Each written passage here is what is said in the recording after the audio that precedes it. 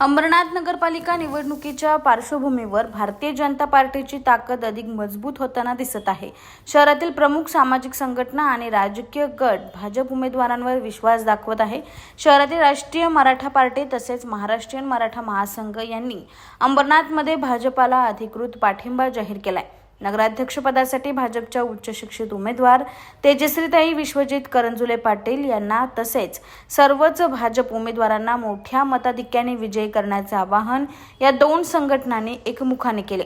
या पाठिंब्यामुळे अंबरनाथमधील निवडणूक लढतीत भाजपची बाजू आणखी मजबूत झाल्याचे राजकीय वर्तुळात चर्चा आहे। शहराच्या विकासासाठी स्पष्ट दृष्टिकोन आणि सुशासनाचा आराखडा असल्याने भाजप नेतृत्वाला वाढता प्रतिसाद मिळत असल्याचे चित्र सभागृहातून आणि कार्यकर्त्यांमधून दिसून येत आहे। राष्ट्रीय मराठा पार्टी आणि महाराष्ट्रीयन मराठा महासंघाच्या एकत्रित पाठिंब्यामुळे अंबरनाथच्या राजकारणात नवे समीकरण उभे राहिले असून निवडणुकीत या पाठिंब्याचा नक्कीच परिणाम दिसून येईल असा अंदाज व्यक्त होत आहे।